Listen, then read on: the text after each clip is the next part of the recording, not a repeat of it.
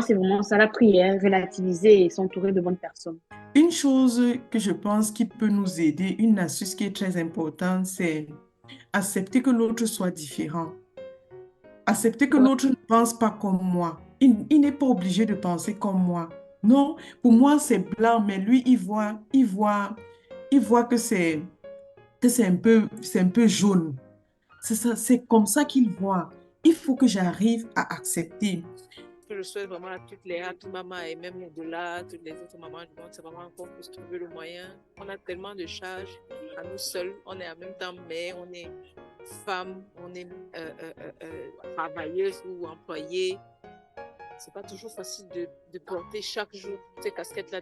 Lorsque tu sens que tu vas bientôt péter les plombs, cherche quelqu'un, en parle avec quelqu'un. Même si vraiment tu n'as pas d'amis, ce que je ne pense pas, tu peux appeler une happy maman. Moi, dans ma tête, je me disais que j'étais tellement forte, que sur la terre, j'ai tellement vécu des choses parce que je suis infirmière de base et on connaît quand tu es, on va dire, noir, on te fait voir de toutes les couleurs ici. Et moi, j'en ai vraiment bavé pendant mes stages, ce qui fait que je me suis dit, j'ai un mental de malade, je ne vois pas ce qui va me passer. Ben, la maternité m'a fait comprendre que, en fait, j'avais pas de mental du tout. Bonjour, bon après-midi ou bonsoir, tout dépend de l'heure à laquelle tu écoutes ce podcast. Si c'est ta première fois sur cette chaîne, je t'invite à regarder la barre de description pour en savoir plus sur la chaîne. Alors, nous voici dans une nouvelle édition de Happy Mama, où les mamans ne parlent ni de la vie de couple, ni de la vie avec les enfants, mais elles se focalisent sur elles-mêmes. Et elles se focalisent pas sur leur apparence physique, pas sur leur santé physique, mais sur leur santé mentale. Tu es d'accord avec moi que si la santé mentale n'y est pas, alors la vie de couple, encore moins la vie avec les enfants, c'est-à-dire la vie de famille, se portera mal. Du coup, les mamans se sont posées les questions suivantes. Quel est l'état de ta santé mentale? Quelles sont les différentes causes d'une santé mentale instable? Comment faire pour se sentir bien dans sa peau? Je t'invite à écouter les Happy Mama jusqu'à la fin et tu tireras beaucoup d'astuces qui te seront bénéfiques au quotidien. Alors, bonne écoute. Un thème assez, c'est un thème assez vaste. Je vais juste définir un peu ce que c'est que la santé mentale. Selon l'OMS, la santé mentale se définit comme un être de bien-être mental qui nous permet d'affronter les sources de stress de la vie, de réaliser notre plein potentiel, de bien apprendre et de bien travailler. C'est aussi un état de bien-être qui nous permet de contribuer à la vie communautaire. Lorsque nous écoutons cette définition, la santé mentale chez la femme est d'autant plus importante puisqu'elle vit certaines étapes de la vie qui peuvent avoir un impact sur sa santé mentale en général, ou bien alors qui peut bouleverser certaines choses dans sa vie qui pourra à la longue affecter sa santé mentale. Déjà, lorsqu'une jeune fille entre dans l'adolescence, c'est une période délicate qui est susceptible à engendrer un mal-être ou bien alors une souffrance psychologique.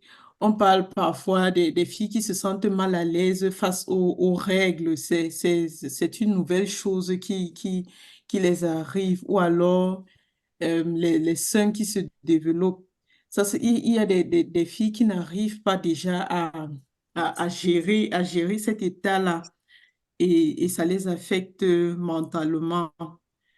Dans la vie de la femme, il n'y a pas seulement l'adolescence, il y a aussi la maternité.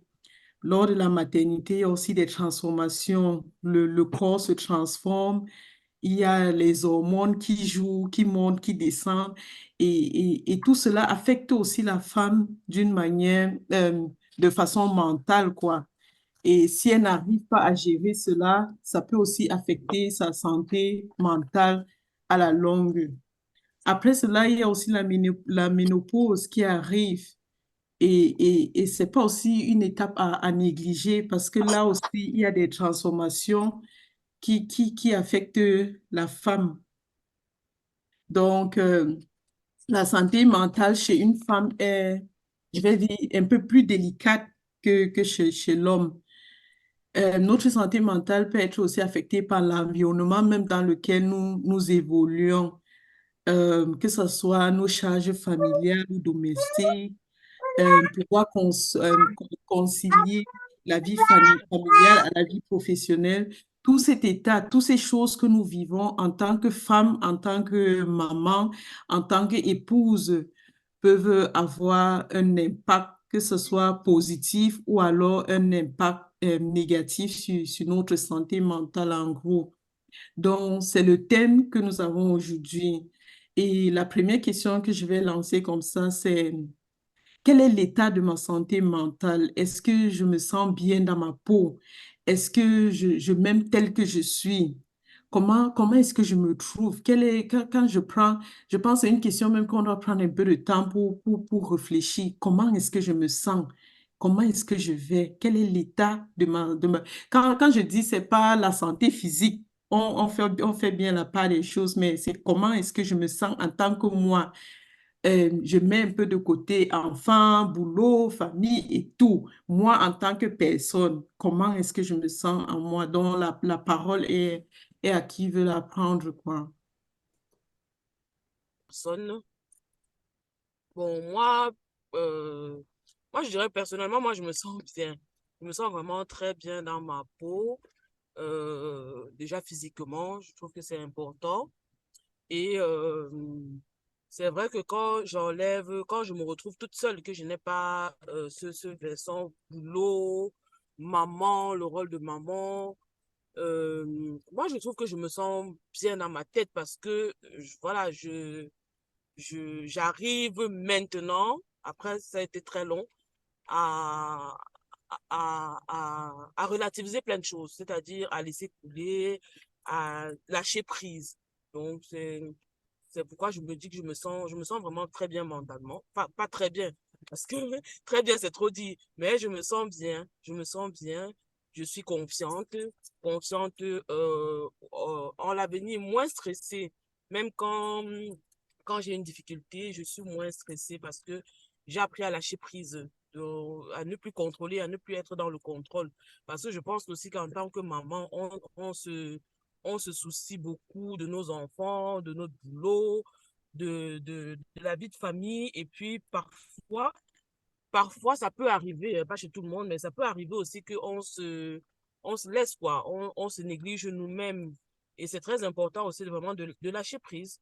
De lâcher prise. Je parle comme ça parce qu'il y a des jours où je rentre, je me sens vraiment fatiguée, je dis bien épuisée. Et il y a des jours où je dis, bon, aujourd'hui, je ne fais pas la vaisselle. Et ça ne me... J'ai laissé ma vaisselle, par exemple, je suis allée dormir sans faire la vaisselle et ça ne me... Au jour d'aujourd'hui, hein, voilà, ça ne me pèse plus sur mon moral, comme par le passé, quoi. Donc, voilà ce que je voulais déjà dire pour le moment. D'accord, merci d'avoir parlé. Elle nous a dit, moi j'ai noté beaucoup le lâcher prise. Je ne sais pas si notre maman voudrait nous dire comment est-ce qu'elle se sent dans sa peau en tant que elle, pas en tant que maman ou en tant qu'épouse, mais en tant que elle. C'est assez difficile.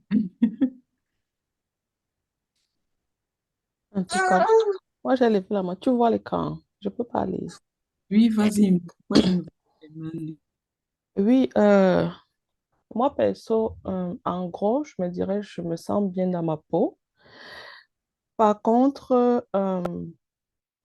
les conditions dans lesquelles nous vivons, pour nous qui sommes ici en Europe, enfin, je parle de mon cas, il y a ce côté social là qui qu'on n'a pas et qui, qui me manque un peu, en fait. Et souvent, ça, par période, ce n'est pas tout le temps. Avec le temps, je commence à m'habituer, mais j'étais quelqu'un qui était un peu dépendante sur ce coup-là. Mais avec le temps, j'ai dû apprendre à me détacher et à vivre avec ce que j'ai, quoi. Donc, c'est ce côté social-là, en fait, qui est un peu bizarre pour moi, en fait, en ce moment. Donc, c'est ça, ma première intervention. Donc, si je comprends bien, maman Jeanne, ce côté social-là ne te permet pas de t'épanouir comme tu aimerais, quoi. Non, non, je suis épanouie pas sur cet aspect, si tu veux. Voilà. Sur le reste, je suis totalement épanouie, mais ce côté-là, c'est un truc qui, qui manque un peu. Voilà, on va dire comme ça.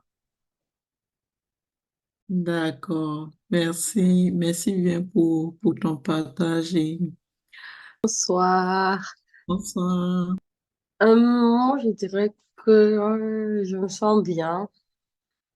Je, je commence à me sentir bien parce qu'avant, c'était pas le cas. Mais maintenant, je me sens bien dans ma peau, dans ma tête, ça va. Je dois encore peut-être, ça va moyen dans ma tête parce que mes niveaux physiques, ça va, mais c'est plus moral qui fait encore un peu le travail, mais ça va, ça va.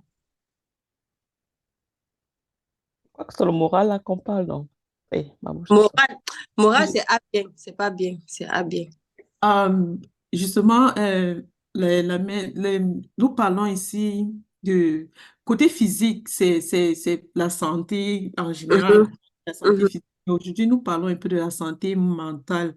Comment est-ce que je me trouve? Comment est-ce que je m'aime? Comment est-ce que je vis avec moi? Euh, Comment est-ce que je vis avec moi bien? Comment est-ce que je me trouve bien? Comment est-ce que je m'aime à bien? Bon, moyen, moyen. Santé mentale moyenne. OK. Et je ne sais pas, on va revenir après à toi. On va d'abord prendre maman. Je me sens vraiment bien mentalement quand, quand tout autour de moi, tout va bien, les enfants ne sont pas malades, j'ai pas trop de stress, j'ai du temps pour moi, pour la famille, je m'assois, je regarde un film et tout là, je me sens vraiment épanouie, très bien mentalement. Mais à dire que bon, je vais sortir d'une journée difficile où j'ai bossé et puis je rentre, les enfants sont malades, il y a le stress. Le stress ne me fait pas me sentir bien mentalement. Ça, c'est, je ne sais pas comment y remédier, mais le stress pour moi, ça me détruit mentalement, quoi. Par contre, quand j'ai du temps pour moi, quand tout va bien autour de moi, à la maison, la famille, là, je me sens vraiment bien. Donc, tout ce qui peut m'affecter, côté stress ou bien côté, je sais pas, difficile, là, ça va un peu me stresser. Et ça, je pense que ça va jouer sur mon mental aussi, là, parce que là, je serai pas de bonne humeur, je vais pas, je vais pas dégager une humeur normale. Et quand, vous savez, quand la mère n'est pas de bonne humeur, tout à la maison, c'est la catastrophe. Donc, j'ai vraiment voulu participer à cette séance et pour vraiment connaître, pour vraiment savoir s'il y a des moyens d'y remédier ou bien, je sais pas, ou bien tout va vraiment se jouer sur le mental fort, je sais pas trop. Et c'est un peu ça, quoi. D'accord, merci, pour ton partage et je pense qu'on va revenir sur les astuces sur comment gérer le mental. Parce que comme j'ai dit dans la définition plus haut, la santé mentale, en fait, c'est ce bien-être mental qui nous permet même de gérer le stress lorsqu'on rencontre le stress, par exemple, dans notre vie, ou alors de réaliser, de faire notre travail, quoi.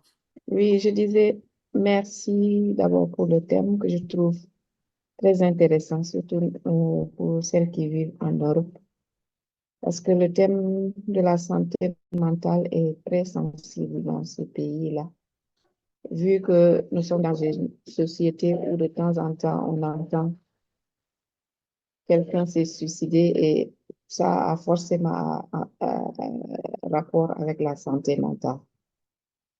Et moi, je dirais que je me sens bien, mais je pourrais me sentir mieux, beaucoup mieux, parce que j'ai connu deux états d'esprit. Je me rappelle encore quand j'étais au Sénégal, je me sentais super bien mentalement.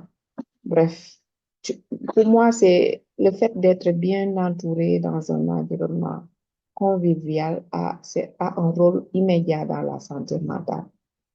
Ici, on se sent un peu isolé, on ne compte que sur soi-même presque.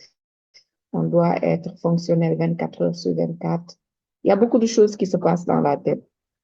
Du coup, pouvoir dire que je me sens bien sans tous ces facteurs, sans les autres facteurs externes, c'est difficile.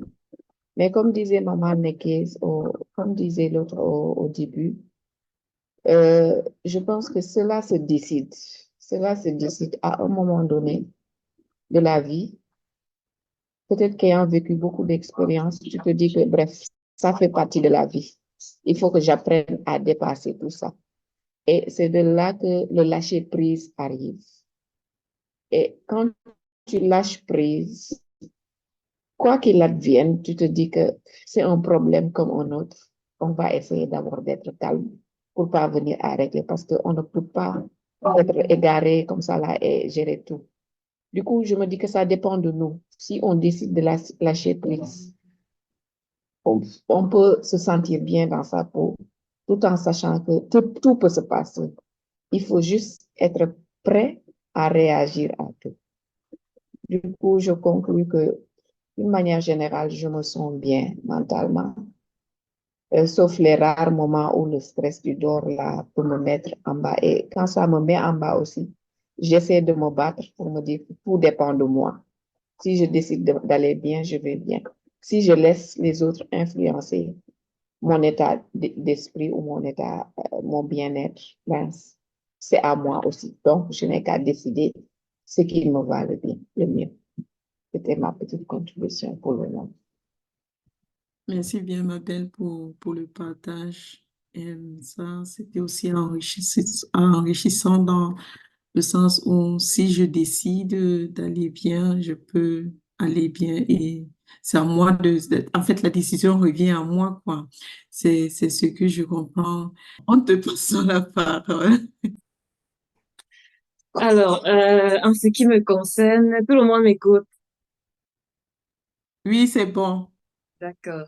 En ce qui me concerne, moi, ma santé mentale, ma santé en tant que moi, en tant que femme, dépend de ma situation professionnelle, dépend de ma situation sociale, un peu comme toutes les autres. Et honnêtement, depuis 2 ans bientôt que je suis en France, ça ne va pas parce que je suis en mode de recommencement. Au Cameroun, je me sentais bien, j'avais un boulot, j'avais la famille autour de moi, mais là, ça ne va vraiment pas. C'est vrai qu'il y a des jours où je me dis, ben, il faut que j'essaie de relativiser, il faut que j'essaie de dire, OK, ça va aller, c'est pour un temps, bientôt ça va aller et tout, mais il y a des jours où ça ne va vraiment, vraiment pas. Donc, ça, c'est ma petite contribution. Même si je sais que ça va aller, mais parfois, je n'y arrive pas. Je lâche et je commence à stresser. Donc, voilà en gros ce qui me concerne. D'accord, merci infiniment pour ton petit partage. Je vais donner la parole encore à Maman Jeanne. Oui, je voulais réagir par rapport à... Mais moi, perso, je crois que c'est partout, hein. Même étant au pays. Et moi, j'ai même l'impression, en grandissant, que beaucoup ont des problèmes mentaux sans s'en rendre compte chez nous là-bas. Oui, parce que on a une perception différente de la santé mentale. Chez nous, on pense que quand on parle de santé mentale, on parle de folie. Et quand on dit folie, ça veut dire que c'est le centre Jameau. C'est, il faut aller où on traite les fous. Je crois que le problème est profond. Il est vraiment profond et c'est très important qu'on en parle. Oui, et la deuxième chose que je voulais dire, c'est vrai, on peut décider d'être content. Ça ressurgit. Tu peux décider aujourd'hui, j'ai décidé d'être contente et ça revient toujours. Mais j'ai cette question, est-ce que c'est la meilleure approche? Genre, je décide que je suis contente et d'étouffer. est-ce qu'il n'y a pas moyen de trouver des solutions, des approches par rapport à ça? Par exemple, moi, je parlais du côté social. Pourquoi? Parce que sur ce côté-là, au pays, moi, j'étais très épanouie. Enfin, ça, c'est parce que j'étais jeune. Je ne vais pas dire que c'est parce que je suis maintenant en Allemagne. C'est parce que j'étais jeune. Excusez-moi un moment. Euh, je parlais de quoi?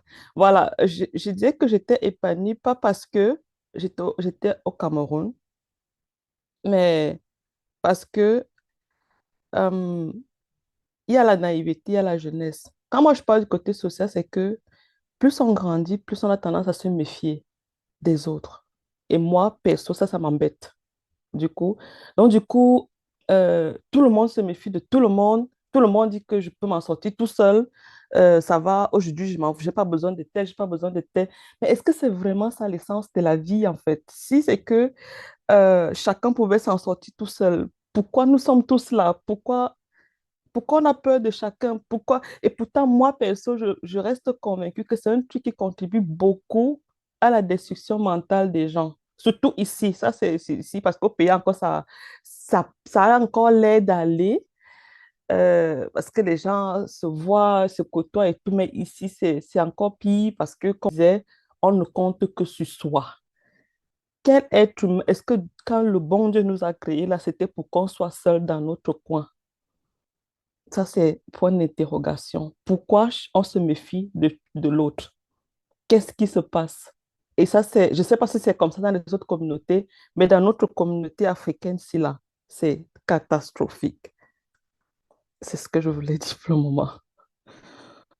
D'accord, merci Maman Jeanne. Mais ce que je voulais dire par rapport à tout ce qu'on s'est dit, c'est que, comme j'ai dit au début, la santé mentale, c'est en fait un état d'esprit d'abord, n'est-ce pas? Parce que dans mon travail, par exemple, je rencontre beaucoup de personnes qui on appelle Schicksal en français, quoi, qui ont différents destins.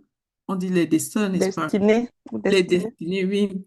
Donc, généralement, il y a des personnes qui vivent des mêmes choses. Parfois, tu vois, quelqu'un est plus malade même que l'autre, mais je vais dire comment, il prend ça d'une autre manière que quelqu'un qui a peut-être un truc moins grave.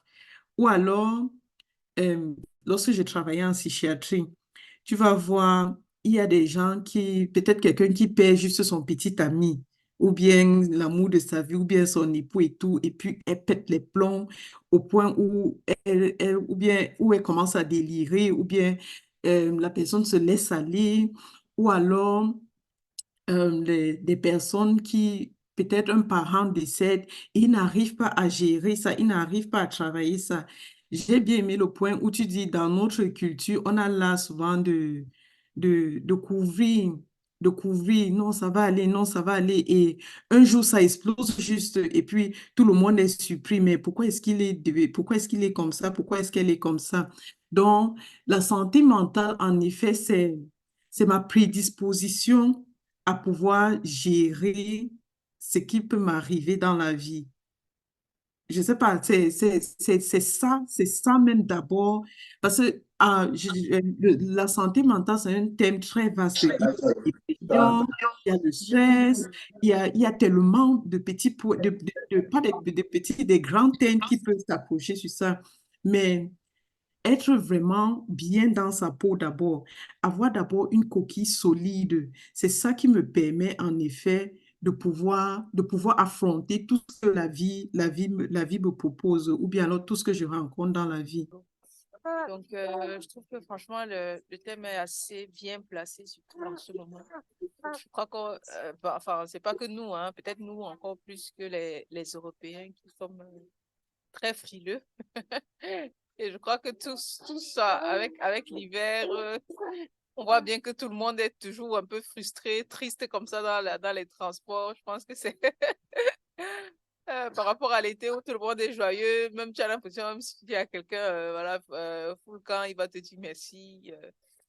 Je pense qu'il y a déjà ce paramètre-là de manière globale qui fait que, voilà, c'est quelque chose qui fait que notre mental en prend beaucoup.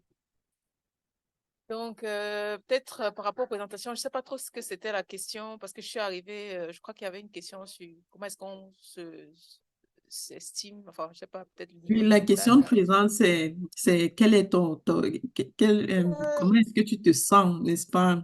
Comment est-ce Oui, que tu peux juger ta santé mentale? Quel est l'état de ta santé mentale présente? Comment est-ce que tu te sens dans ta peau?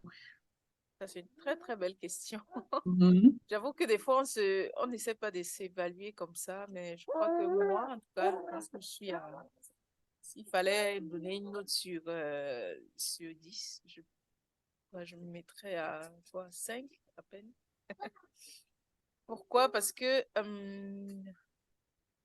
j'ai envie de dire, j'essaye de gravir, de reprendre, enfin, euh, de regravir les échelons. Donc, peut-être, on va dire, quand on revient, quand on arrive du pays, on a, voilà, en partant du pays, on a l'enthousiasme de oui, on vient en Europe et tout. Et après, quand on arrive, on fait très vite face à la réalité, quoi. Donc, avant moi, enfin, à venir ici juste pour mes séjours, voilà, d'études et tout, moi, c'était tout super. Donc, quand je venais, je sais que là, je viens pour 3 mois, je viens pour 4 mois, je viens pour 5 mois. Je compte juste le temps que ça passe depuis que je suis rentrée, mais lorsque tu viens et que tu changes, tu te dis, OK, là, c'est pour t'installer, ça change toute la donne. Parce qu'il faut revoir tes habitudes du pays, il faut revoir, voilà, tout planifier, tout doit être, voilà, synchronisé et tout. Donc, je crois que c'est quelque chose qui fait que tu as vraiment l'impression que la vie t'absorbe, ça te bouffe. Et moi, particulièrement, je pense qu'à un moment, enfin, tu arrives très vite à un niveau où tu te dis, voilà, tu as vraiment l'impression que tu n'as plus de loisirs, en fait, et que tu n'as plus de temps pour toi. Je pense que on avait parlé de ça peut-être un peu plus dans des précédentes éditions de retrouvailles comme ça, d'essayer de trouver le temps pour soi. Je crois qu'à un moment, je me suis retrouvée hein, à me donner à tout, enfin, des activités liées à mon quotidien, que ce soit au boulot, que ce soit aux enfants, ça t'absorbe tellement que le soir, voilà, si tu comptes tous les moments passés dans la journée, tu n'as même pas une seule minute où tu t'es consacré, où tu t'es vraiment miré et tu te dis, voilà, c'est ce qui me plaît chez moi, ce que j'ai envie de faire pour moi, quoi. Donc, je crois que c'est ça qui fait qu'à un moment, ça te sape le moral et on ne se rend pas compte, mais plus le temps passe, plus tu n'as pas le temps à attribuer du temps à toi, plus ça crée une sorte de frustration, en fait, vis-à-vis de toi-même. Vis-à-vis de toi-même, et ça fait que, voilà, voilà, tu te trouves coincé dans ça. Et je pense qu'à un moment, il faut se rendre compte et se dire, voilà, il faut que ça stoppe, quoi. Il faut déjà se rendre compte parce qu'il y en a beaucoup qui se disent, oui, je vais gérer ça, c'est pas grave, c'est pas grave, mais tellement on vit dans la routine que à un moment, si tu ne mets pas une pause pour te reconstruire, te redéfinir des bases, des limites pour certaines choses, je ne sais pas rebondir, quoi. Donc, je pense que je suis arrivée à un niveau où je me dis non, il faut que ça s'arrête, quoi. Il faut que j'arrive à dire non à certaines choses, que j'arrive voilà, à me définir mon temps et que personne, rien, ni personne ne puisse empiéter sur le temps que je me consacre à moi aussi. C'est quelque chose que je commence à construire peut-être avec la nouvelle année, que je me dis, voilà, il faut que j'arrive à trouver du temps pour moi, j'arrive à me faire plaisir par Mhm. rapport à certaines choses, parce que c'est ça, je pense, ça constitue une sorte de récompense pour le mental, en te disant, oui, je fais ci pour les gens, mais qu'est-ce que je fais pour moi? Et puis, c'est un peu comme un petit enfant à qui tu donnes un bonbon parce qu'il a bien travaillé, parce voilà, il a eu de bonnes notes et tout. C'est un peu à toi que tu satisfais quelque part ton mental en créant des moments, des me-time, entre guillemets. Donc, Mhm. j'ai envie de dire, en début de reconstruction Mhm. voilà, de consécration, entre guillemets, de création de moments à moi, quoi. Donc, c'est un peu Mhm. ça. Donc, voilà, je voulais juste peut-être introduire un peu le statut, peut-être où est-ce que j'en suis pour l'instant. D'accord, d'accord. Merci infiniment. De rien. Merci infiniment pour le partage. Et je vais donc euh, enchaîner avec de ton partage, je vais enchaîner avec la prochaine question qui est de savoir pour nous, n'est-ce pas, euh, quelles sont les différentes causes d'une santé mentale instable? Comme j'ai expliqué, la santé mentale en elle-même, c'est, je veux dire, c'est cette résistance que j'ai en moi pour pouvoir affronter tout ce qui m'arrive. Et parfois, il y a des gens, peut-être l'enfant tombe malade et puis la maman commence à être dépressive parce qu'elle n'arrive pas à gérer. Ou bien elle est, là, le mot me dérange, überfordert, tu sais quoi. Euh, Submergé. Voilà, elle est submergée, elle n'arrive plus à gérer les deux bouts parce qu'elle se trouve, c'est trop. Et puis, elle essaye, et puis à un certain moment, peut-être, elle se retrouve dans un burn-out. Dans notre communauté, on dit généralement que non, nous sommes fortes, non, les Africains sont forts, ils n'ont pas les problèmes des fous là et tout ça, ce sont les trucs des Blancs. Mais en effet, c'est pas ça. C'est pas ça. Moi, j'ai travaillé en psychiatrie et je peux vous dire, il y en a qui, comme nous, là, viennent là-bas. Et ils viennent là-bas parce que c'est déjà tard. Parce qu'ils rencontrent parfois certaines difficultés et on n'arrive pas à travailler ça. Parce que maman Jeanne disait tout à l'heure, parfois tu rencontres un problème, au lieu de travailler cela, tu te convaincs que non, ça va bien. Ou alors les gens sont là, on te dit que non, ça va, tu n'as pas besoin, ça va aller, tu es fort, tu es fort. Mais au fond, tu n'es pas assez fort pour gérer ce problème. Tu dois peut-être en parler avec quelqu'un, tu dois peut-être rechercher de l'aide, mais tu ne le fais pas. Et avec le temps, tu finis par craquer. Et lorsque tu craques, il se fait déjà tard. Ou alors, il y a un autre problème qui est très, ce sont les deuils. Il y a les gens qui n'arrivent pas vraiment à vraiment, à vraiment dire au revoir lorsqu'une une personne proche décède. Et parfois, ça a un impact tellement profond sur leur santé mentale qu'elles n'arrivent plus à gérer leur train-train quotidien. Donc, ça, ce sont peut-être deux exemples comme ça que j'ai donnés. Quelles sont peut-être d'autres causes qu'on trouve pour une santé mentale instable ou alors une santé mentale qui n'est pas saine? Moi, comme autre conséquence, bien comme autre point, moi, je partirais sur la maternité, par exemple. Parce que beaucoup de personnes se disent que, ou bien pensent que la maternité, mais après, mais c'est le après, cette phase de postpartum là, que chaque femme traverse, c'est souvent parfois, c'est la phase la plus difficile pour une femme, selon moi, en fait. Parce qu'elle se retrouve, parce que si l'enfant il va se lever chaque nuit pour gérer l'enfant, c'est pas là, tu n'as pas un partenaire qui te soutient aussi également. Elle se sent, pour elle se dire que ça va, mais au fond, elle souffre. Elle n'arrive pas à espérer, comment dire, à parler de cela avec peut-être ses proches, puis avec son partenaire, aussi dialoguer avec son partenaire. Elle n'a pas cette facilité à dialoguer avec son partenaire, mais à comprendre que dans la situation dans laquelle je me trouve, je me sens pas bien.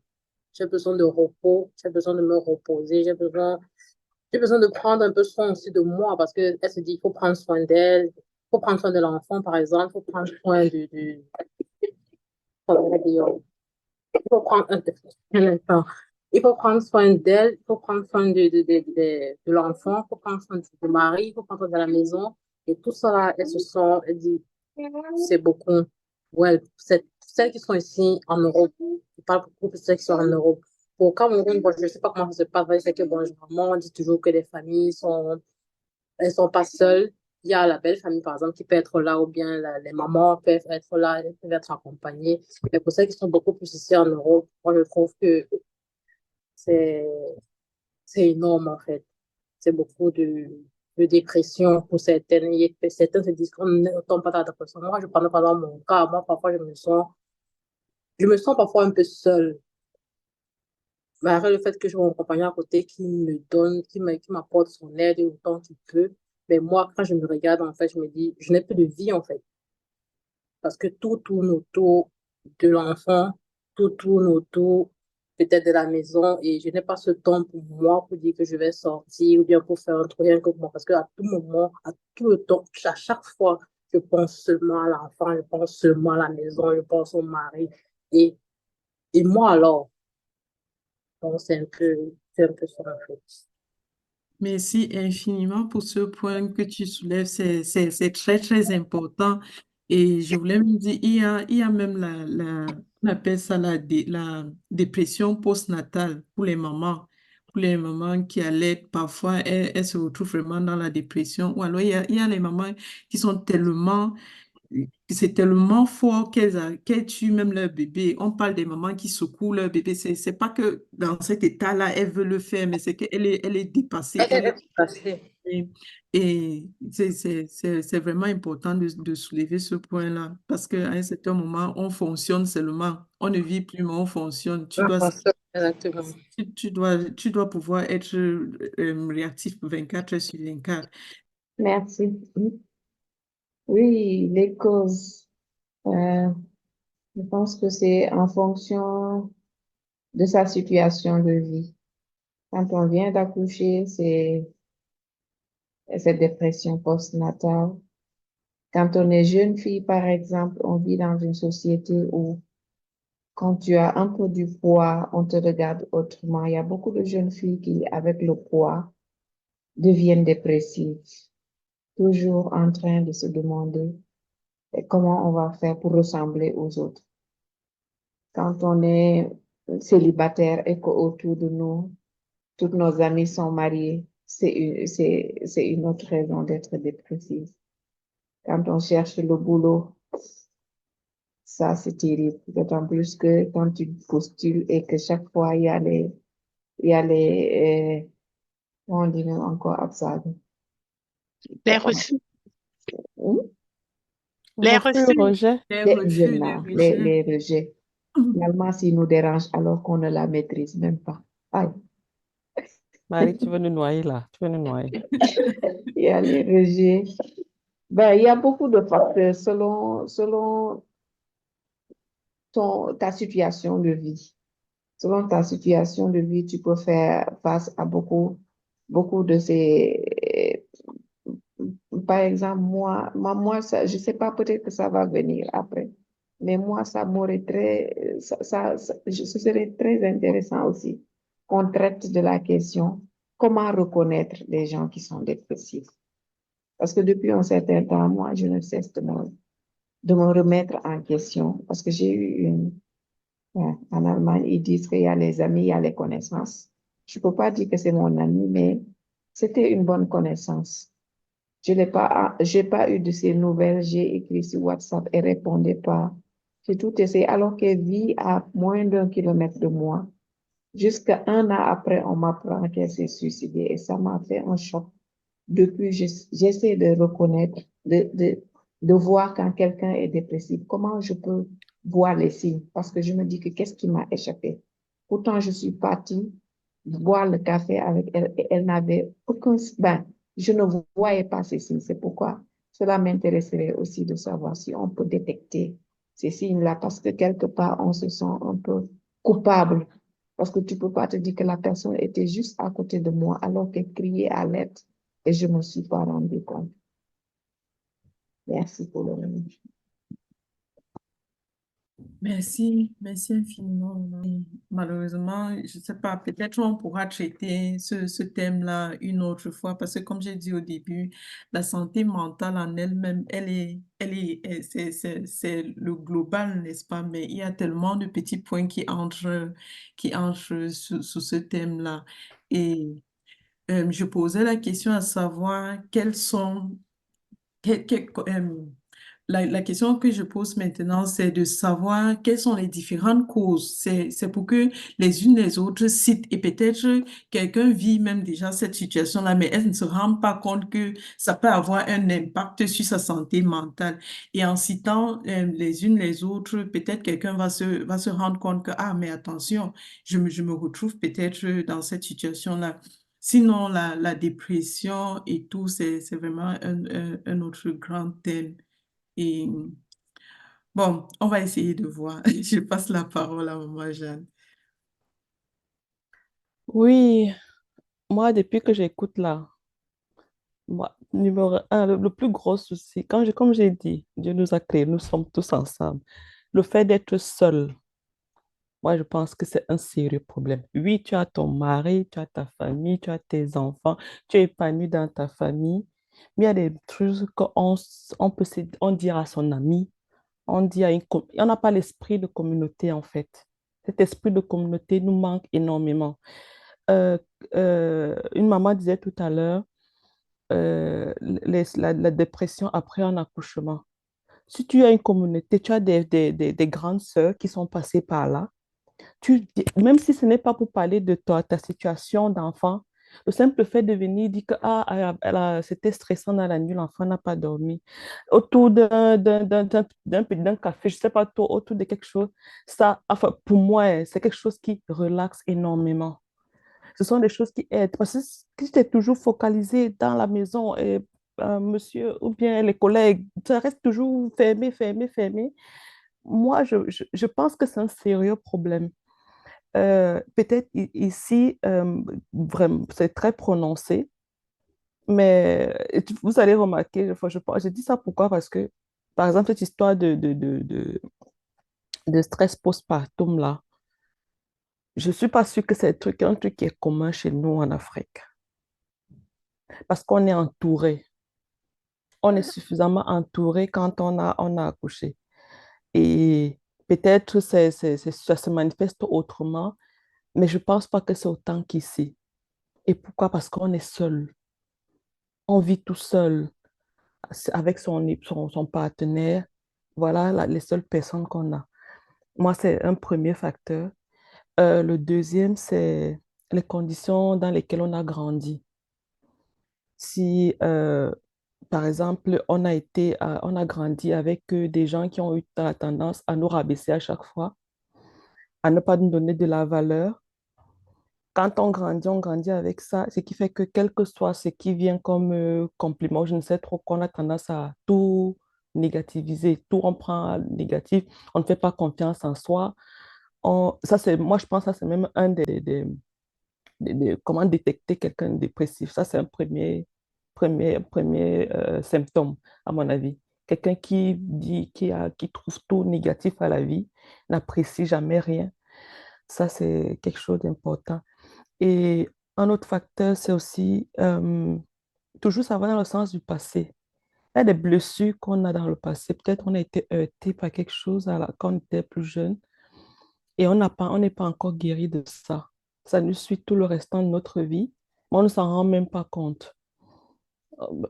Il y a des gens, par exemple, des enfants qui vont te dire en grandissant, ont la frustration avec leur corps. À chaque fois, ils se plaignent de leur corps. Peut-être quand ils étaient petits à l'école, on leur faisait ils subissaient les insultes, les moqueries à l'école. On croit que ça passe, mais ce sont des choses qui nous suivent tout le temps en grandissant. Ça, c'est ce qui me vient en tête là maintenant comme cause. D'accord, merci encore, Maman Jeanne. Mais, je voulais rebondir par rapport à ce que tu disais.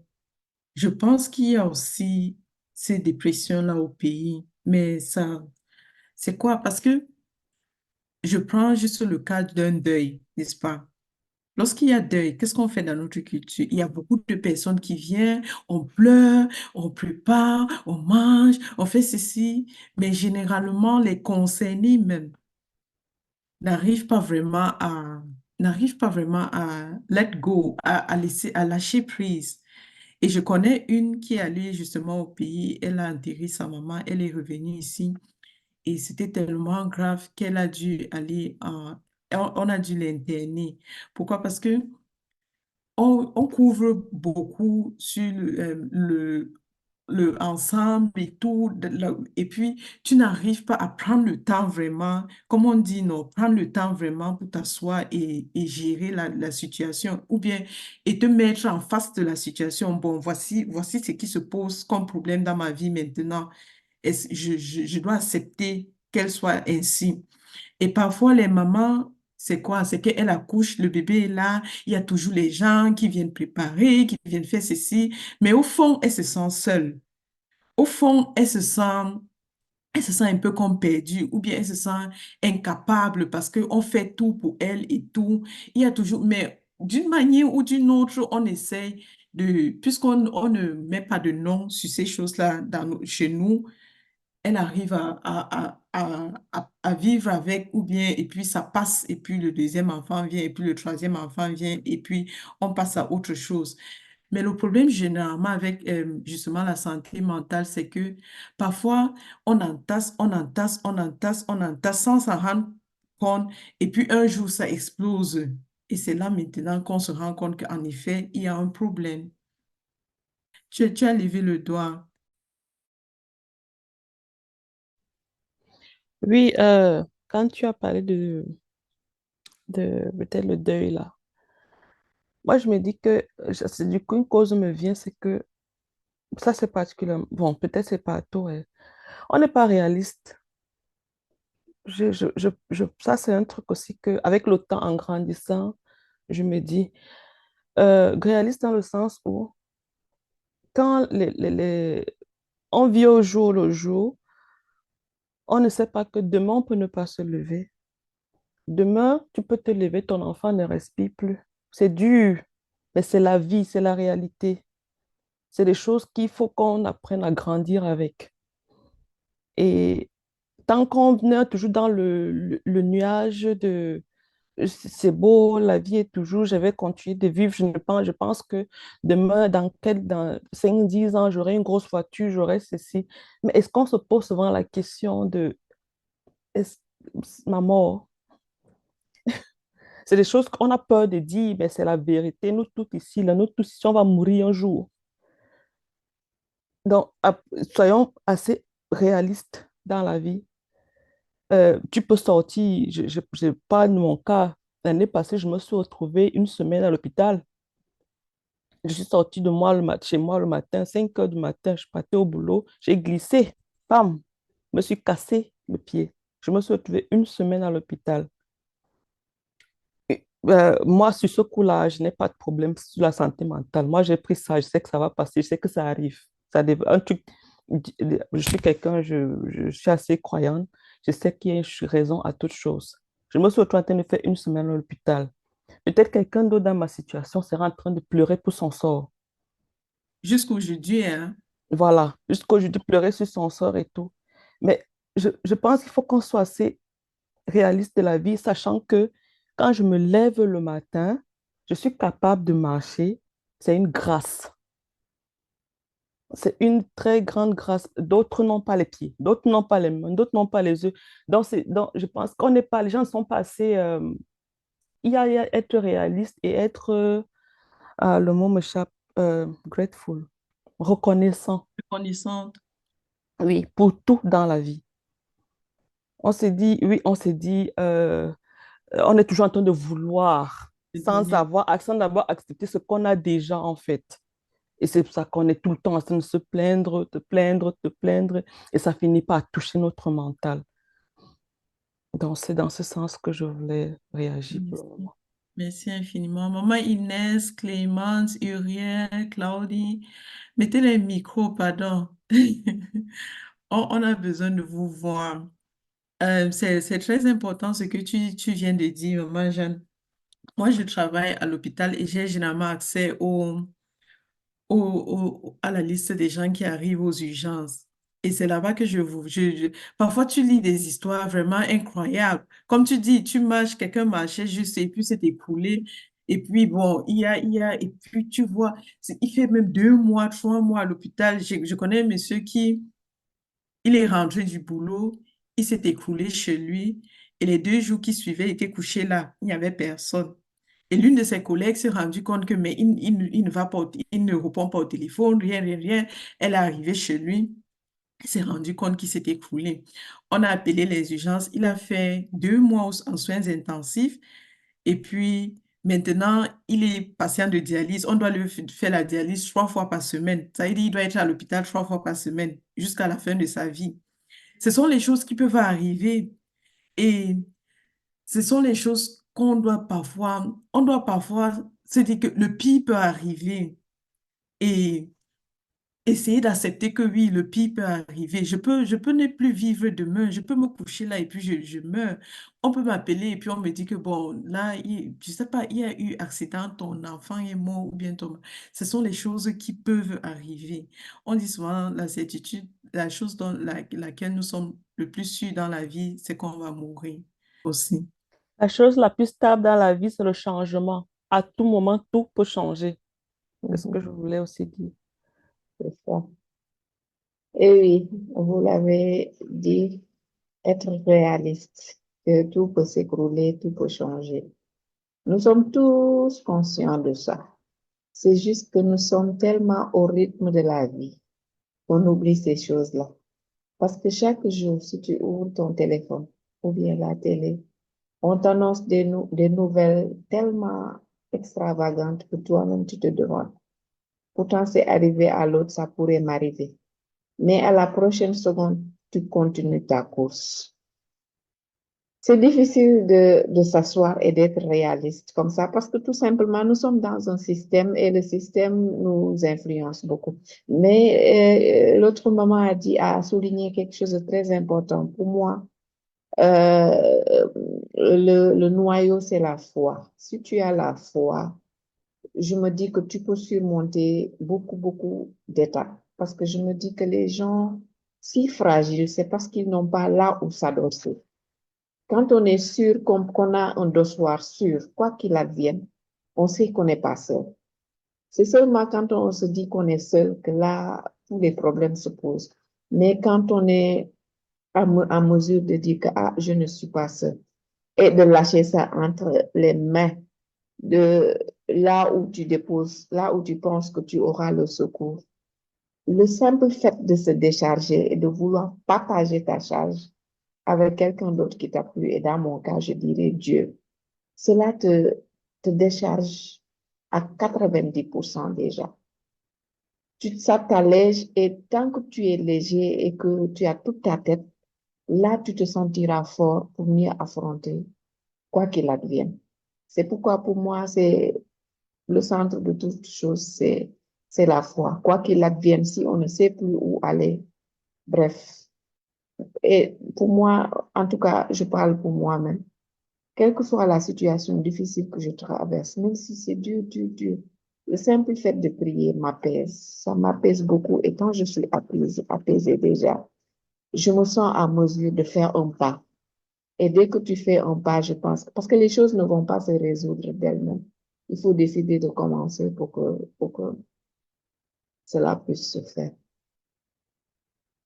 C'était ma part de contribution. D'accord, merci, ma belle. Donc, déjà, je vois, on est déjà entré dans la troisième phase. En fait, c'est quelles sont les astuces pour se sentir bien dans sa peau? Où est-ce que je puise ma force? Comment est-ce que je gère les situations inattendues de la vie?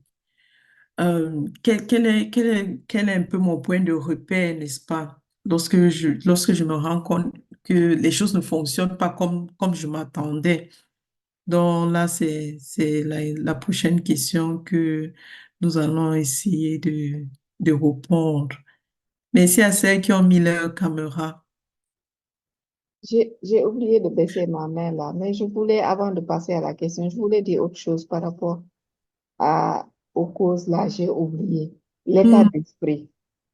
Pour moi aussi, l'état d'esprit est la base. Quand on a un état d'esprit faible, il y a beaucoup de gens qui se laissent trop influencer par leur entourage, les gens qu'ils fréquentent.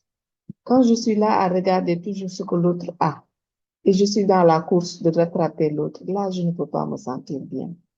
C'est quand tout ce que je fais me suffit à moi. Quand je me dis que, bref, je m'en fous. L'essentiel, c'est que je suis contente de ce que je fais.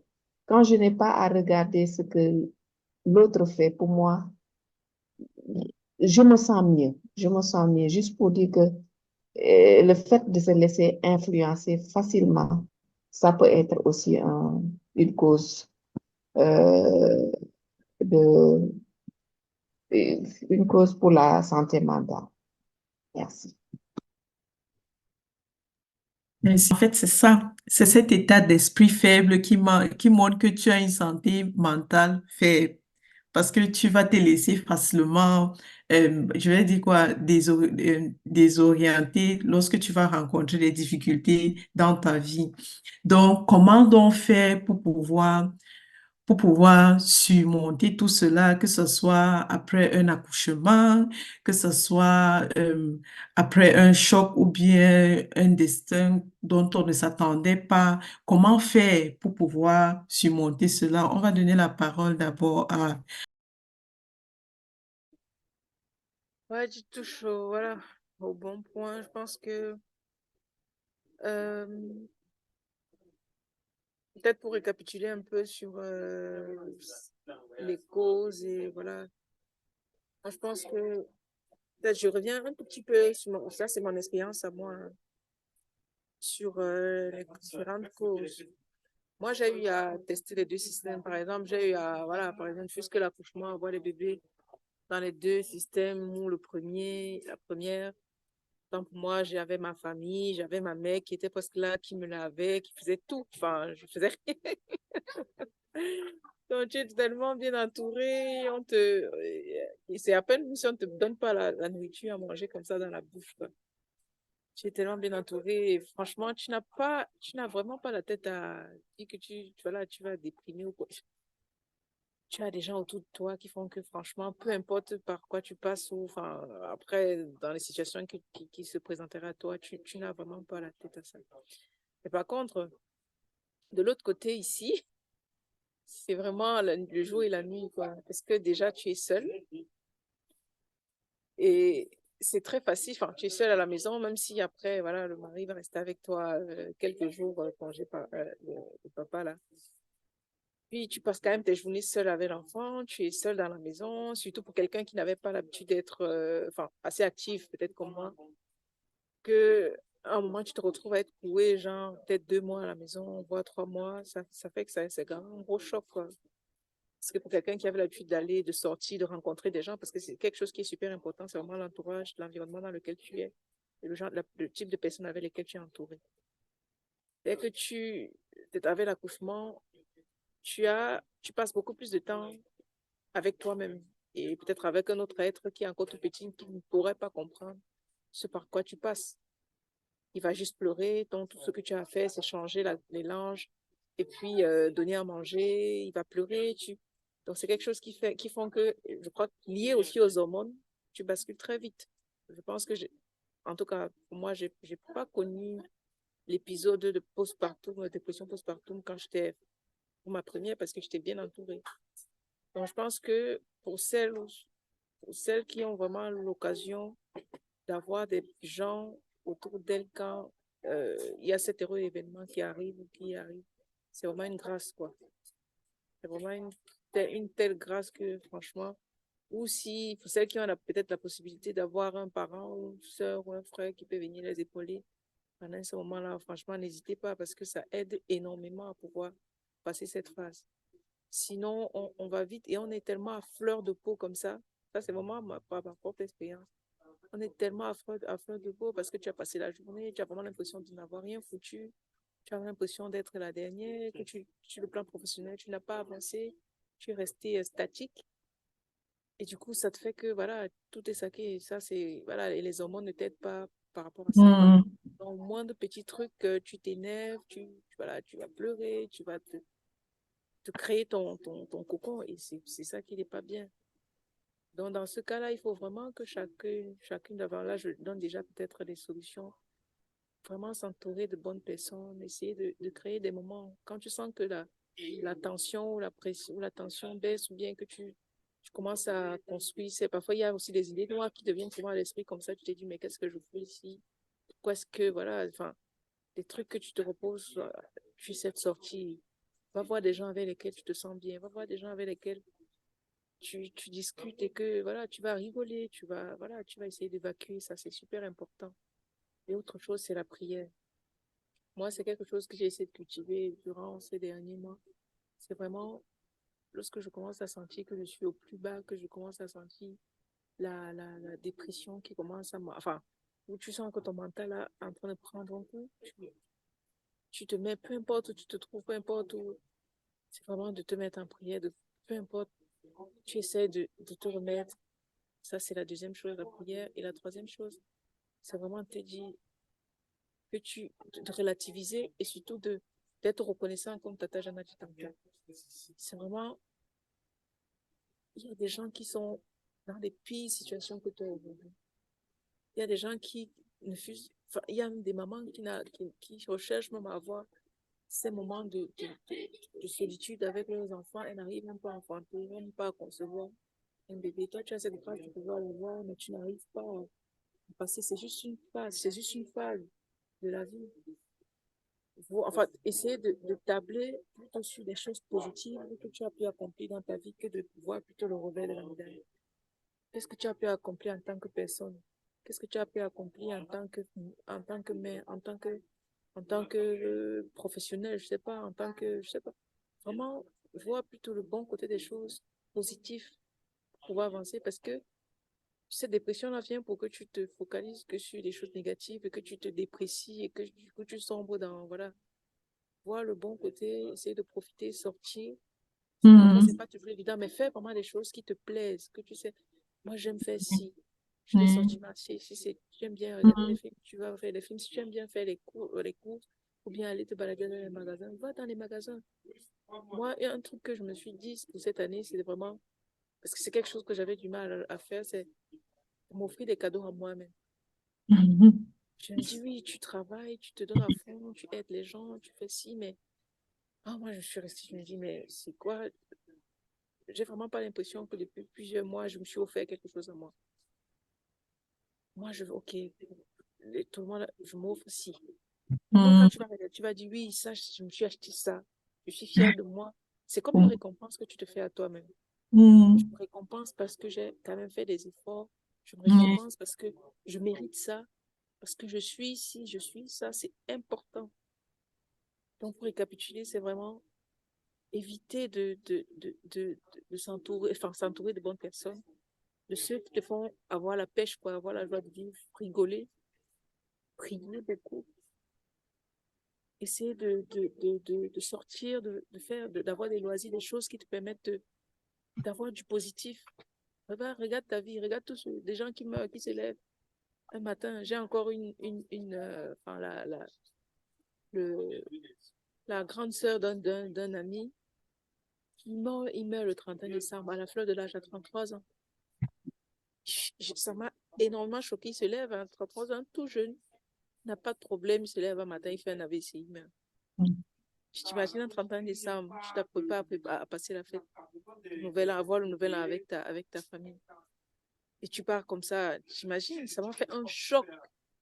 Je te jure, ça m'a choqué. Je me dis, waouh, on peut partir à tout moment. Si tu pars maintenant, qu'est-ce que tu vas dire? Qu'est-ce que tu vas te dire que tu auras fait? Il faut penser à tout ce que tu as fait et vivre la vie comme elle vient. Ça ne sert à rien de s'accrocher à... Oui, tu as passé les difficultés. Prends ça plutôt... Tu passes pas de mauvais moments, mais prends ça plutôt comme... vois plutôt le bon côté des choses. Qu'est-ce que ça te permet de voir? Qu'est-ce que ça t'a permis de construire? C'est surtout ça qu'il faut mettre en évidence. Qu'est-ce que ça t'a permis de construire? Prends plutôt le positif. Il faut plutôt tirer du positif de ça pour pouvoir avancer. Parce que si tu t'attardes dessus, ça va te saquer mentalement et ça va affecter ton physique. C'est ça, c'est vraiment action-réaction, quoi. Donc, la dernière chose que j'ai dit tantôt, c'est de t'offrir des choses, de se faire des cadeaux. C'est vrai qu'on se dit, on attend toujours des cadeaux de l'autre, on attend les cadeaux de son mari, on attend les cadeaux de ses enfants. C'est vrai qu'il y a ça, mais des fois, il y a des choses, il y a toujours une paire de chaussures ou bien un sac que tu te dis, j'ai toujours rêvé d'avoir ça. Mais au moment où tu décides, tu dis que si tu t'achètes, ça va faire quoi? Tu te offres ça et du coup, quand tu chéris, c'est vraiment un truc que tu vas dire. Si tu pars demain, tu vas dire, au moins, j'ai porté la chaussure que j'avais toujours rêvé il y a 10 ans. Donc, c'est un peu ça, quoi. Donc, Merci pour les astuces. Donc, j'ai retenu se faire des cadeaux, prier lorsqu'on sent que ça ne va pas pour celles qui sont croyantes. Et par rapport aux mamans qui viennent d'accoucher, lorsqu'elle parlait, je me suis rappelé quand j'ai accouché mon deuxième, il y avait les groupes de bébés. Ils appellent ça ici en allemand, en Allemagne, les Krabbelgruppe. On organise, c'est souvent les mamans qui ont des bébés qui se rencontrent, je sais pas, une fois par semaine avec les bébés. Les bébés jouent ensemble et entre-temps, les mamans partagent un peu sur leur train-train quotidien ou bien sur ce qui ne va pas ou ce qui va et tout. Et je veux dire, ça m'a beaucoup aidé puisque je venais d'arriver en Allemagne et lorsque j'ai accouché, j'étais vraiment seule dans mon coin. Et le fait d'aller là-bas chaque fois, on arrivait parfois même à organiser les sorties, aller à la piscine avec les enfants ou bien des trucs comme ça. Sortir, rencontrer d'autres mamans aussi, peut-être qui ont les enfants, ça peut aussi euh, nous apporter quelque chose. Et depuis qu'on parle, je vois, il y a la gratitude qui revient toujours. Être reconnaissant.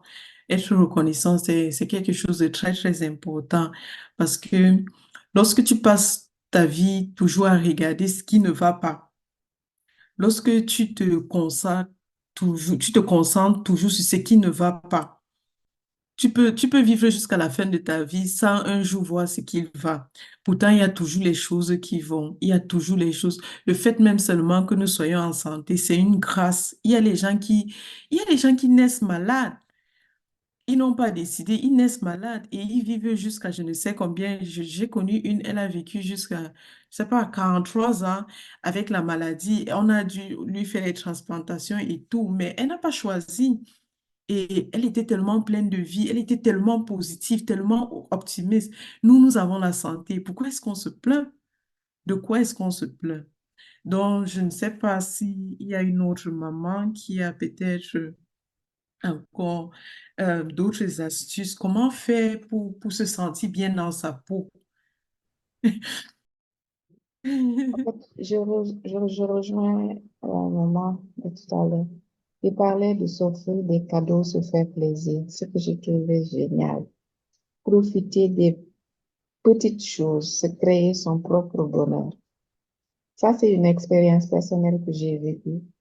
Auparavant, j'étais là à la maison, tout le temps en train d'accompagner les enfants à l'école, aller les chercher après et tout.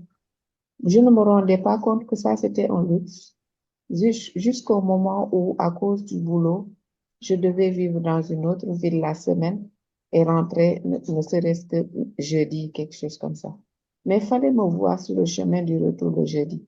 Je ne rêvais que du vendredi matin parce que j'aurais ce luxe-là de raccompagner les enfants à l'école et de les reprendre après. C'est là seulement que je me suis rendu compte que ça, c'était un bonheur. Je n'avais même pas, je pensais que c'était un fardeau, alors que c'est une grande joie, le simple fait d'accompagner son enfant jusqu'à l'école, le laisser là-bas et après le prendre, juste pour dire que il y a les petites choses de la vie dont on ne profite jamais parce qu'on voit toujours grand. Je ne sais pas vous, mais chaque fois on se pose la question, ah, ça ira beaucoup mieux si j'aménage dans une grande maison. Ça ira beaucoup mieux si ma fille est première de sa classe. Ça ira beaucoup mieux. On projette tout le temps en oubliant qu'il y a tout le temps, maintenant pour moi, le simple fait à 18 heures là, de me retrouver sur mon couch là et avoir cette paix-là avec toute la famille. Pour moi, j'en profite au maximum comme je veux. Je m'en fous de ce qui va se passer demain. C'est pourquoi je dis que il y va de ces on doit tout le temps pouvoir profiter de ces petites choses-là. C'est pourquoi j'adhère à fond l'idée de maman aura s'offrir des cadeaux. Depuis un certain moment, je veux m'offrir quelque chose. Mais à chaque fois que j'y pense, je dis, aïe, ça pourrait aider quelqu'un au Sénégal, mais tu m'encourages ce soir. Merci. Moi, moi j'ai atteint un niveau là dans ma vie et c'est très compliqué. Moi, j'ai d'autres problèmes. Donc, tu es la reine du shopping. Tu es la Oui. reine du shopping. Ouais, moi, j'ai d'autres problèmes. Dans la même lancée que Maman Marie disait tout à l'heure, il faut profiter, enfin, vivre l'instant présent. Ça, c'est un truc que j'ai dit tout le temps aux gens, à quelqu'un qui se retrouve dans le stress et tout. Oui, tu as le travail la semaine prochaine plein dans la tête. Profite du moment que tu passes avec les happy maman maintenant. Ça ne va plus revenir, c'est une seule fois. Vraiment une seule fois. Tout à l'heure, je vous disais que j'ai fait le sport avec les enfants à l'école tout à l'heure là. J'adore ces individus, vous ne savez pas comment les enfants. J'adore passer du temps avec les enfants. Parce qu'ils sont tellement innocents, ils sont naïfs, ils n'ont pas de stress dans la vie, quoi. Donc, souvent, il m'arrive d'arriver à l'école, là, ils me connaissent déjà, on tape les divers. Si bien que l'éducateur est venu, je dis, mais c'est qui cette femme-là? C'est qui cette femme-là? Pour moi, c'est un moment en or, quoi. Vraiment en or. Et j'ai dit, faut profiter de l'instant présent. Tu peux sortir là, autre chose se passe et ta vie chamboule comme ça là. En fait, je voulais juste compléter avec ce que Jeanne disait, vraiment profiter du moment présent. Et généralement, quand moi, je me sens un peu stressée, j'essaye de profiter, justement, j'essaye de me détendre. Et ce qui m'aide beaucoup plus, c'est le sport. Quand je fais le sport, en fait, la sensation que j'ai après, je me sens assez légère, je me sens détendue. Et là, je peux maintenant m'apaiser, m'asseoir quelque part et faire ce que j'aime, quoi. Et là, ça me déstresse vraiment beaucoup. Donc, le sport m'aide beaucoup. Et, et quoi d'autre? Ouais, c'est ce que je voulais remonter. Merci infiniment. Je sais pas, il y a encore d'autres astuces. À part Bon, le sport, se faire les cadeaux. Oui. si je Oui. peux ajouter quelque chose, chez moi, ce sont mes voyages. Rien que le fait de changer, c'est vrai que ce sont des trucs peut-être qui se planifient et tout, mais lorsque tu as l'impression que tu étouffes, je veux dire, tu enchaînes boulot, école, quitta, les enfants, tout ça. Lorsque tu as l'impression que ça devient déjà un peu too much dans ta tête, que cette routine-là, parfois même tout le monde t'énerve à la maison, même pour rien. Tu te lèves le matin, ton mari te dit bonjour, tu piaffes même. Quand tu as l'impression que c'est un peu trop là, je crois qu'il te faut les vacances, comme les Allemands se disent, oh là. Quand tu prends le temps de partir en vacances, que ce soit peut-être avec ton mari ou même avec les enfants, au cas où, pardon, je vais donner l'eau à l'enfance. Au cas où tu n'as pas peut-être quelqu'un pour garder les enfants, c'est pas grave, tu peux partir avec les enfants. Mais lorsque tu reviens de là, franchement, ça te fait du bien énorme. Rien que le fait de se retrouver dans un nouvel environnement, de changer complètement d'air, de te retrouver dans une nouvelle ambiance, de découvrir de nouvelles choses. Lorsque tu reviens, tu as l'impression que tu es chargé d'énergie et tu es positif. Je veux dire, tu as vraiment la force maintenant de continuer comme si, comme une batterie qu'on a rechargée, quoi. Donc, tu es à 100%, enfin, pour moi, hein, tu es vraiment à 100% et ça te permet vraiment d'avoir de nouvelles idées. Ça te permet de changer des idées. Parfois, tu es cantonné à une seule façon de voir, une seule façon de penser parce que tu vis la même chose de tous les jours. Mais lorsque tu sors un peu de ta routine et que tu vas un peu ailleurs, lorsque tu reviens, tu as une nouvelle façon je veux dire, des choses même sur lesquelles tu n'arrivais même plus à avancer. Subitement, tu avances et tu te sens plus léger. Pour moi, c'est aussi quelque chose qui aide beaucoup lorsque tu te sens vraiment étouffé et lorsque tu as envie vraiment voilà, de faire un petit break.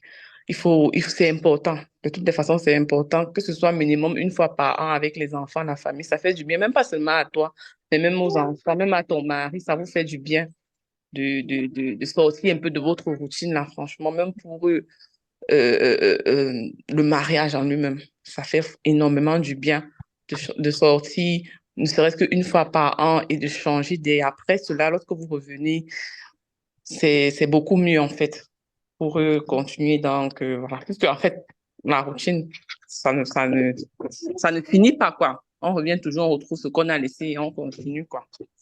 Donc, c'est ma petite participation. Mais pour le reste, vous avez tout dit, vous avez bien résumé et je suis complètement d'accord avec ce que vous avez dit. Et voilà.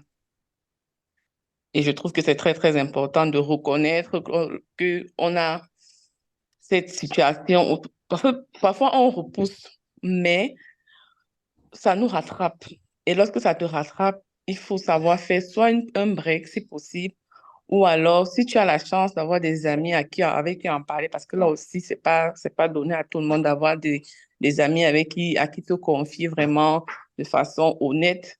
Si tu as cette chance-là, c'est une amie ou alors des sœurs, tant mieux. Mais si c'est pas le cas et que tu te sens plus à l'aise avec ta famille, si tu peux le dire peut-être à ton mari et que vous faites une sortie, peut-être des petites vacances, des trucs de ce genre pour te changer les idées, ce serait aussi une très bonne chose, quoi.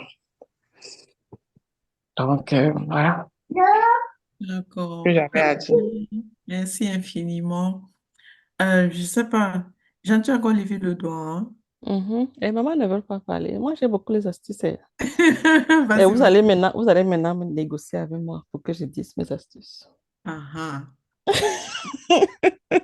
Là, En tout cas, bon, ça va dans ce que je veux ajouter, ça va dans le même sens que ce qu'elle disait tout à l'heure par rapport à se confier. C'est ce que je disais au départ. Je disais que c'est vraiment important d'avoir des gens avec qui tu parles, de ceux avec qui tu ne parles pas d'habitude. Et un autre truc qui cause souvent le stress aux gens, c'est euh, telle personne s'est comportée comme ça, telle personne s'est mal comportée, telle comme ça, cette personne s'est mal comportée et puis je n'aime pas et tout. Mais moi, je finis par comprendre qu'avec le temps, on se plaint des autres de ce qu'on nous-mêmes on fait en fait. Donc, du coup, je pense qu'il est important de toujours chercher le beau dans toute personne. Oui. Nous tous, on a un côté bon et un côté mauvais. Et en fouillant toujours le bon dans chaque personne, on s'adapte facilement à la personne. Et toujours dans le même sens, ça va profiter du moment avec les gens.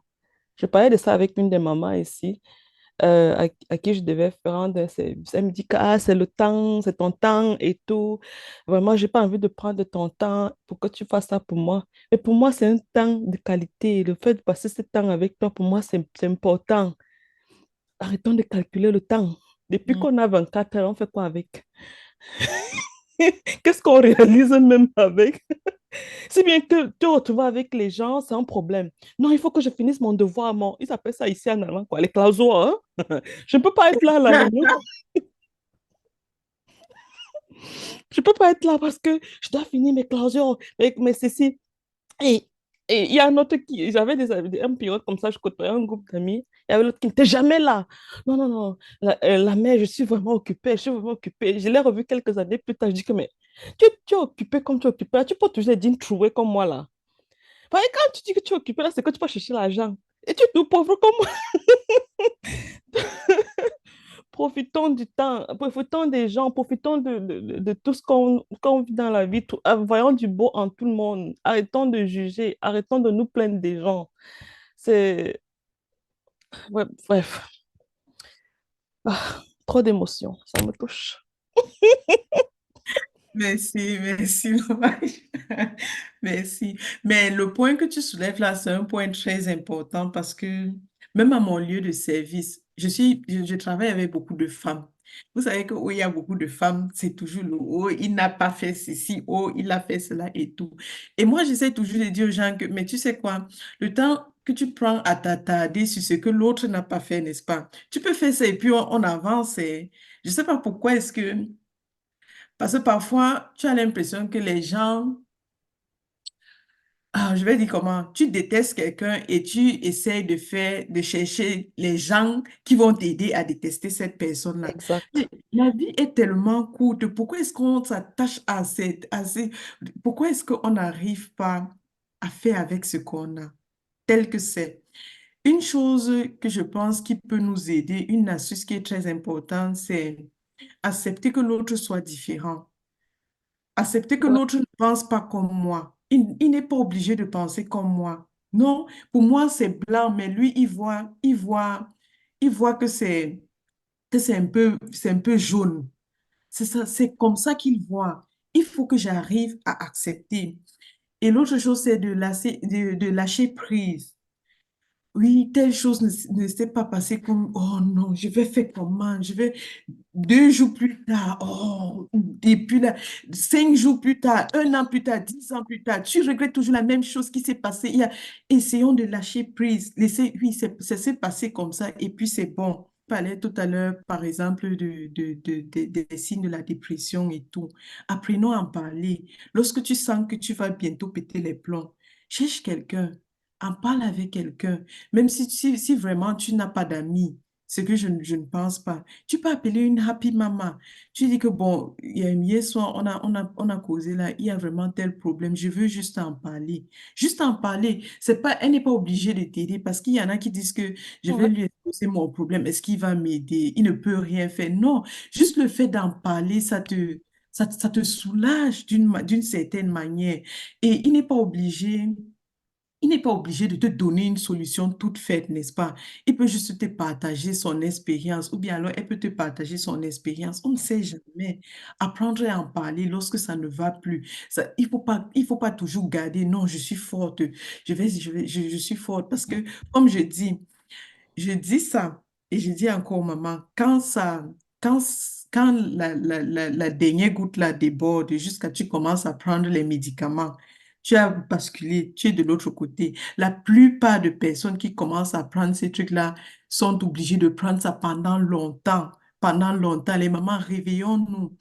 Prends le temps, prends le temps. C'est vrai, il y a l'enfant, mais l'enfant dort parfois. Je pense que l'enfant dort même 30 minutes. 30 minutes là, tu prends, tu t'assois quelque part. Tu es seul à la maison, tu t'assois. Me voici. Qui suis-je? Où est-ce que je vais? Tu te places devant le miroir. Je suis belle, je suis formidable. Je suis une créature de Dieu. Je profite de la vie. J'aime ma vie. Je m'aime telle que je suis. J'aime mes formes. J'aime mes gros yeux, j'aime mes grosses lèvres. C'est comme ça que je suis. Je m'aime telle que je suis. Il faut qu'on puisse faire ça pour pouvoir s'accepter. Parce que généralement, lorsqu'on ne s'accepte pas, on a toujours un handicap. On n'arrive pas à avancer dans la vie.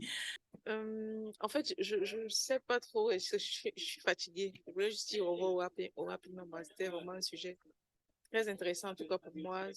Voilà, c'était aussi l'occasion de partager ma petite expérience. Et voilà, de vraiment, tout ce que je souhaite vraiment à toutes les happy mamas et même au-delà, toutes les autres mamans du monde, c'est vraiment qu'on puisse trouver le moyen. On a tellement de charges à nous seuls. On est en même temps mère, on est femme, on est travailleuse ou employée. C'est pas toujours facile de porter chaque jour ces casquettes-là. Des fois, tu finis ta journée. Moi, je finis souvent mes journées ici à 22h, 23h. J'aime encore ma petite sœur hier, elle au pays, qui me disait. Chaque fois, ça fait peut-être une ou deux semaines qu'elle me dit, je l'ai écrit une fois, je lui dis, je suis tellement fatiguée, je suis épuisée. Des fois, quand je me couche, j'ai vraiment l'impression que voilà, je sombre. Et depuis, chaque fois, j'ai l'impression tous les deux, je m'écris, ça va, tu arrives à trouver un peu de temps pour toi, tu arrives, il faut.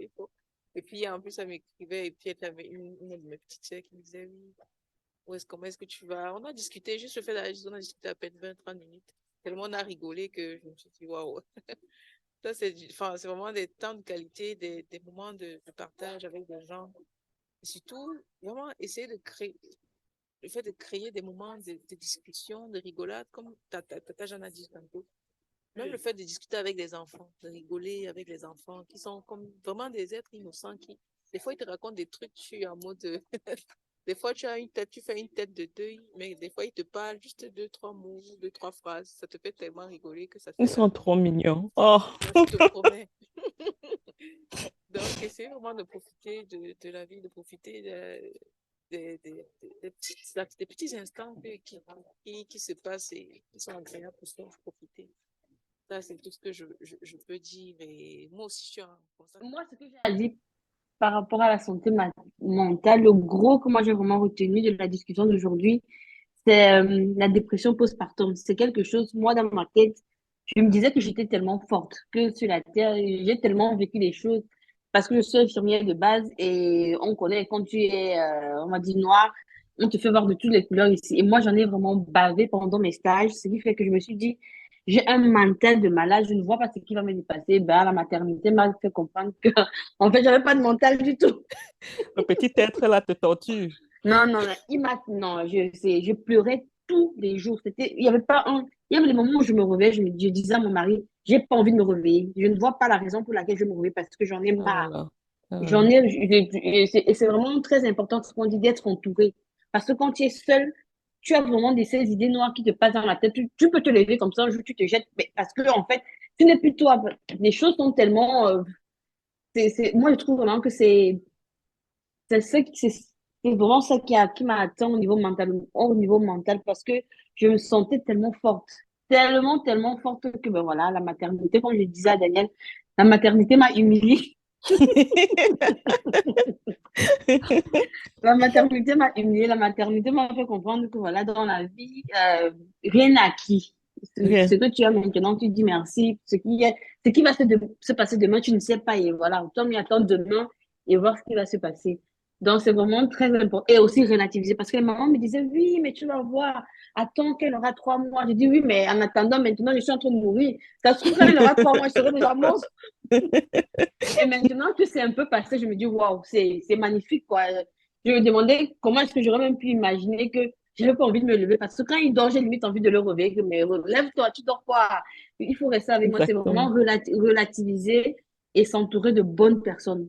C'est vrai que moi, j'ai pas vraiment d'amis, mais pas la chance, je suis doublée avec. Moi, ce que j'ai à dire par rapport à la santé mentale, le gros que moi j'ai vraiment retenu de la discussion d'aujourd'hui, c'est la dépression postpartum. C'est quelque chose, moi, dans ma tête, je me disais que j'étais tellement forte, que sur la terre, j'ai tellement vécu les choses parce que je suis infirmière de base et on connaît quand tu es, on va dire noir, on te fait voir de toutes les couleurs ici. Et moi, j'en ai vraiment bavé pendant mes stages, ce qui fait que je me suis dit, j'ai un mental de malade, je ne vois pas ce qui va me dépasser. Ben, la maternité m'a fait comprendre que, en fait, j'avais pas de mental du tout. Le petit être là te torture.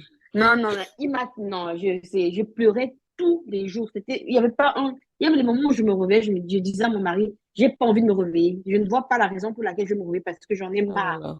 Oh là J'en là. ai, et c'est vraiment très important ce qu'on dit d'être entouré. Parce que quand tu es seul, tu as vraiment ces idées noires qui te passent dans la tête. Tu peux te lever comme ça, un jour tu te jettes, mais parce que en fait, tu n'es plus toi. Les choses sont tellement, moi je trouve vraiment que c'est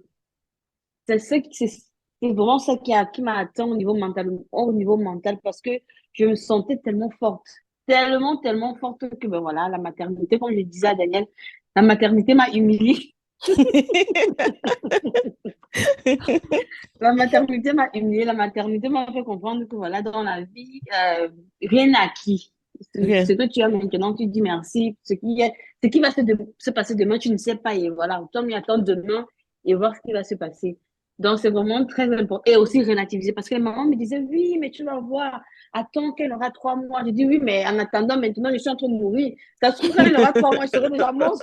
Et maintenant que c'est un peu passé, je me dis, waouh, c'est magnifique, quoi. Je me demandais comment est-ce que j'aurais même pu imaginer que j'avais pas envie de me lever. Parce que quand il dort, j'ai limite envie de le réveiller. Mais relève-toi, tu dors quoi? Il faut rester avec moi. C'est vraiment Exactement. relativiser et s'entourer de bonnes personnes. C'est vrai que moi, j'ai pas vraiment d'amis, mais pas la chance, je suis doublée. Avec Daniel, on est vraiment, on est H24 en ligne. Si tu m'appelles, je suis toujours en ligne. Toujours, ce qui fait que c'est vraiment ça qui, moi, m'a aidé. Parce que je vais vraiment mettre le mot sur ça. J'ai fait une dépression postpartum. J'ai même pas besoin qu'on me diagnostique, qu'on me donne des médicaments, quoi que ce soit.